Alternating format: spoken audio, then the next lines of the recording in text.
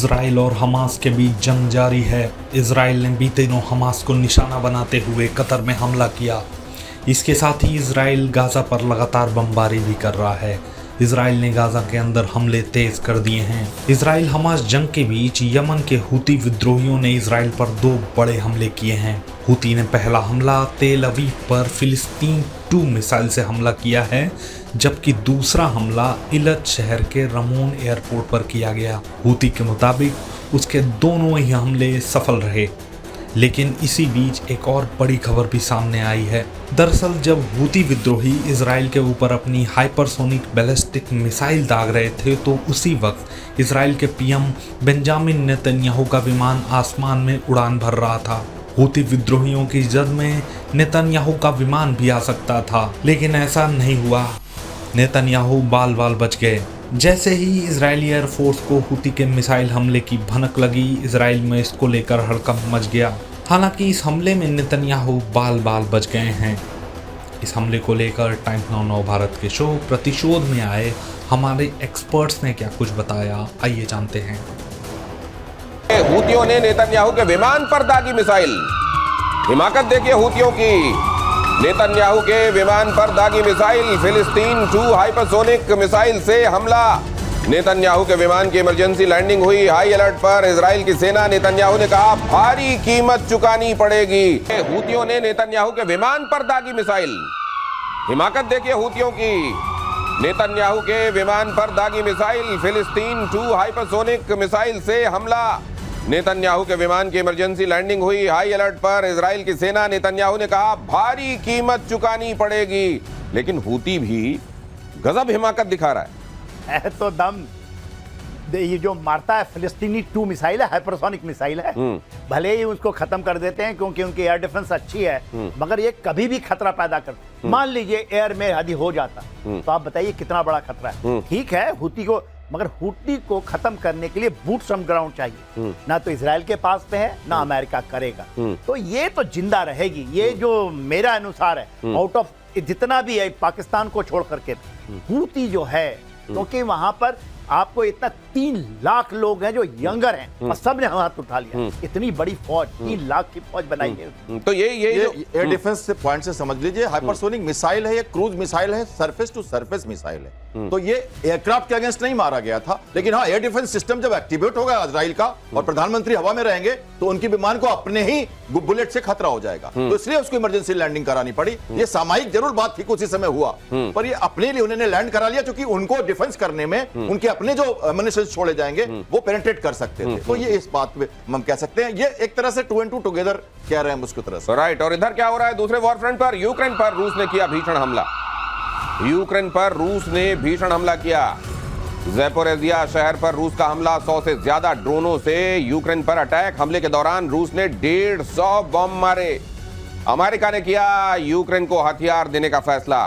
Trump प्रशासन ने arm delivery को मंजूरी दी। $50 करोड़ के 2 शिपमेंट को मंजूरी। तो वो लोग जो समझ रहे थे कि अमेरिका अब यहाँ अपने नोबेल पीस को इंश्योर करने के लिए यहाँ वाकई कुछ करा देगा, कोई चमत्कार करा देगा, देखिए जरा क्या चल रहा है। और यही कहा जाता है अमेरिका के संदर्भ में कि जहां जहां चरण पड़े इनके, वहां शांति तो फिर दिखाई नहीं देती। ये तो और खतरनाक होता जा रहा है। मामला देखिए, ये बात तो आप मान रहे हैं। अभी परसों भी आपने कहा था उनके रिफाइनरी पर अटैक किया, उसके पहले 800 से ड्रोन से इसने किया, पोलैंड के सीमा तक चले गए। मैंने कहा था आग हो न हो चिंगारी जलती रहने चाहिए, क्योंकि ये मारपीट चलती रहेगी। लंबी लड़ाई है, जब तक ये जमीर की लड़ाई है, जब तक वो घुटने पे आएंगे नहीं तब तक ये चलती रहेगी। तो इस कारण से ये अटैक तो हो रहा है। और प्रधानमंत्री से बात कर ली उन्होंने, हमारे प्रधानमंत्री को भी विशेष दे दिया और कहा कि आप हमारी लड़ाई रोक रहे हो। पुतिन ने भी हमारे प्रधानमंत्री से बात कर लिया। जेलेंस्की हमको भी अब कह रहे हैं कि आप भी हमको सहयोग नहीं दे रहे टैरिफ वॉर में। ठीक किया आपके पास पाकिस्तान ने, अपने अमेरिका ने। लेकिन इन सब से हो क्या रहा है? रशिया जो चाह रहा है वो चलता जा रहा है। जब तक जेलेंस्की नहीं समझ जाएंगे अपनी बातों को, अपने बल पे लड़ना शुरू नहीं करेंगे, अपने देश के बारे में नहीं सोचेंगे और समझौते में नहीं आएंगे, तब तक ये वॉर नहीं रुकेगा। ये ड्रोन अटैक चलते रहेंगे। और रूस ने दुनिया को परमाणु ताकत दिखाई। अगली खबर, रूस बेलारूस का संयुक्त युद्धाभ्यास, जिसके बारे में हमने आपको पहले भी बताया था। ज़ैपैड 2025 बेलारूस के मिन्स्क में यह सैन्य अभ्यास चल रहा है।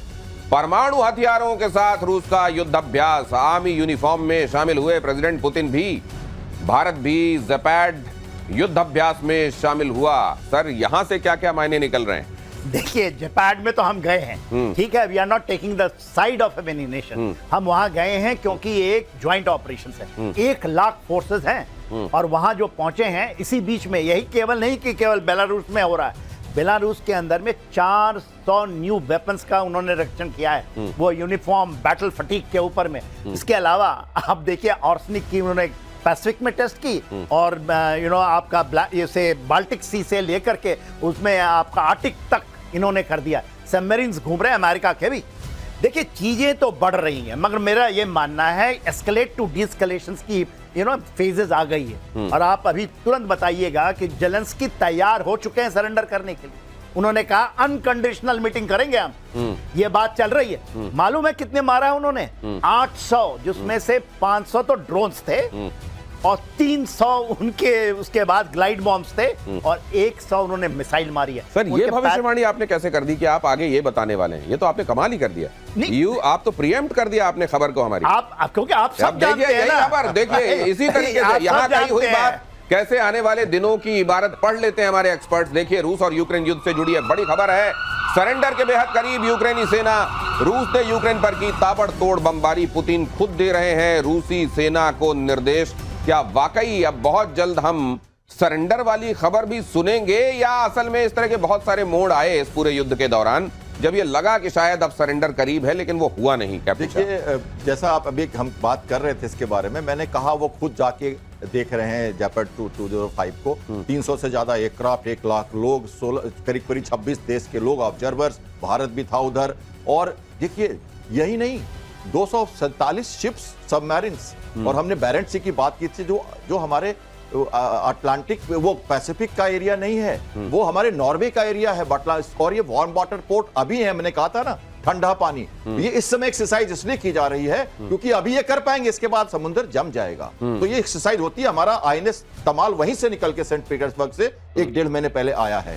तो ये एरिया वहां सेंसिटिव है। बाल्टिक और कलिनिंग्राड की बात हमने की थी। बेलारूस को अब वो यूनियन स्टेट बोलते हैं उसको। दर्शकों को यह बताना है, वो बेलारूस और रशिया को मिला के एक नाम दिया है उन्होंने, उसका नाम रखा है यूनियन स्टेट। अब वो यूएसएसआर तो नहीं है, लेकिन वो कह रहे हैं जब हम दोनों एक साथ कंसोलिडेट करेंगे, कुछ भी होगा, दोनों की सोवरेनिटी के अगेंस्ट में हम लड़ेंगे। और देखिए, फिनलैंड को डर है, वो कह रहे हैं 2022 में भी यही हुआ था। नहीं, लेकिन तो इसको तो अमेरिका भी देख रहा होगा ना, और इतनी कुर्बत रूस और बेलारूस के बीच में, और आने वाले दिनों में तो वो यूनिफाई होने ही वाला है रशिया के साथ। उसने डेडलाइन भी दे रखी है। अमेरिका ऐसा होने देगा? देखिए, अमेरिका तो, बेलारूस तो हो जाएगा, बेलारूस तो एब्सोल्युटली दोनों साथ में। अभी जो प्रॉब्लम ये है कि क्या ये यूक्रेन की बात कीजिए, ग्राउंड सिचुएशन आपको डिसाइड करेगा। ग्राउंड के ऊपर में रशिया एब्सोल्युटली ऑन हावी है। देखिए, उनके पास ट्रुप नहीं है, उनके पास हथियार क्या दे देंगे? हथियार दे देगा, चलाएगा कौन, ये बताइए आप। हथियार, सब चीज डिपेंड करता है बूट्स ऑन ग्राउंड। तो सर, ये भी तो खबरें आई थी कि बूट्स ऑन ग्राउंड हो चुके हैं, ऑफिशियली नहीं हुए हैं, लेकिन सेनाएं असल में वहां पे वो भेजे जा रहे हैं लोग। वो उनको हिम्मत नहीं है, क्या लड़ने की हिम्मत नहीं है, सस्टेन नहीं कर पाए। देखिए, किसी भी यूरोपियन को, अमेरिकन को लड़ने सही ट्रेंच वॉरफेयर के लिए ना जिगरा चाहिए। जिगर नहीं है साहब, वो उसके लिए वो एक बॉडी बैग नहीं ले जा सकते अपने घर। आप बड़ी बड़ी बातें करेंगे, भेजिए हथियार, भेज दीजिए। तो सर, ये जो मर्सिनरीज होते हैं, ये देखिए, जिस सैनिक का मोटिवेशन ये है कि उसकी ये मदरलैंड है, उसको सिक्योर करना है, वो एक दूसरे मोटिव के साथ जाता है। और वो जो मर्सिनरीज और जो इस तरीके से भेजे जाने वाले हैं, जो असल में किराए के भेजे जाते हैं वहां, क्या वो वाकई उनके मुकाबले उनका जिगरा कम होता है? इसलिए आप ये कह रहे हैं? जिगरा नहीं, they have got different side. पैसा दीजिएगा तो हम पैसा के लिए तो सब जान देने के लिए तैयार है। आज पैसा ऐसा चीज है, लक्ष्मी आपको मिल जाए, यहाँ पर लोग जान देने के लिए भारत से भी पहुंच गए थे। भारत से भी गए थे, पाकिस्तान से, नेपाल से, सब गए थे। मगर जैसे गोलियां देखे सबके, एक और बात है दिनेश जी, भारत में हाथ उनके पास कोई हुर का भी नजारा नहीं है। ये कॉन्ट्रैक्ट क्लियर है, वहाँ हुर का भी नजारा नहीं है, वहाँ पे कोई इंडोक्ट्रिनेशन भी नहीं हुआ है। ये बिल्कुल ही मनी के लिए लड़ रहे हैं। क्या जिगरा होगा उनका जिगरा क्या होगा? और चीन और फिलीपींस में फिर से टेंशन बढ़ गई है। खबर देखिए, साउथ चाइना सी में दोनों के बीच में आर पार चीन फिलीपींस के जहाज टकराए। चीन ने फिलीपींस पर भड़काने का आरोप लगाया। फिलीपींस का कहना है कि जब वो मछुआरों को रसद पहुंचा रहा था, तब चीनी तटरक्षकों ने वाटर कैनन से हमला बोल दिया। तो यहां पर भी क्या कुछ खास हो सकता है, या ये स्कर्मिशेस यहां पर होते रहेंगे और यहां का यही स्वभाव है जनरल सिन्हा? देखिए, ये जो 9 डैश लाइन वाली है ना, और जो सोल की लड़ाई है, सोल होता है एक आइलैंड की लड़ाई है। सोल सपोज इसके नीचे होता है। थोड़ा और हमारे दर्शकों को बताइए 6 डैश 9 डैश लाइन्स के संदर्भ में। 9 डैश लाइन उन्होंने कर दिया, साउथ चाइना सी में एक 9 डैश लाइन खींच दी। स्पॉटी आइलैंड है और पर्सले आइलैंड है, जो इनका द्वीप समूह है, उनको कह दिया ये मेरा है। जितने जमीन के अंदर में आपके बहुत तेल है, वहां बहुत खनिज है, वो सारा हम करेंगे एक्सट्रैक्ट। अभी उस लेवल पे तो आई नहीं है, अभी तो बस वही लड़ाई है, और उसको कंटेस्ट किया जा रहा है। पूरा विश्व कहता है कि नहीं, वो जो आपका सी की लाइन है, इसको आप कह ही नहीं सकते। 9 डैश लाइन है ही।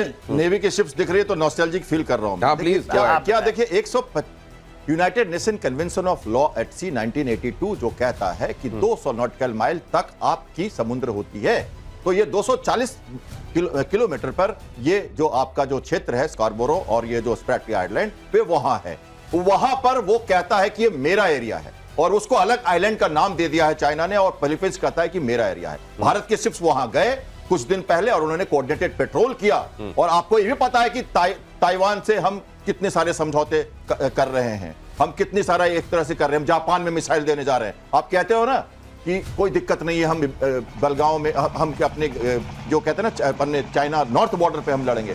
लिवरेज देने के लिए आपको पैसिफिक में जाना पड़ेगा। तो चाइना ये जो कर रहा है ना, कैनन मार रहा है, उनको तंग कर रहा है, उसको चाहिए मिसाइल हमारे से, इंडिया से चाहिए। लेसन फॉर लेसन समझिए, हमें वहां लिवरेज लेना होगा, हमें अपनी पैठ बनानी होगी। हम लगातार घुसपैठ कर रहे हैं साउथ चाइना सी में, और हमें इंडो पैसिफिक सिनेरियो में भारत को आज देखना पड़ रहा है, क्योंकि वो जरूरी है भारत के लिए। इसलिए हम नौसेना की शक्ति लगातार बढ़ा रहे हैं, और हम वहां जाके अपनी पैठ कर रहे हैं, ताकि अगर हमारे नॉर्दर्न बॉर्डर पे खतरा हो तो हम उसको लिवरेज कर सकें। अगली खबर, अब ये नेवल वाली खबर के बाद अब अगली खबर की तरफ चलता हूं। ये जरा एयरफोर्स के बारे में भी सुन लीजिए। भारत बनेगा राफेल का सबसे बड़ा ऑपरेटर।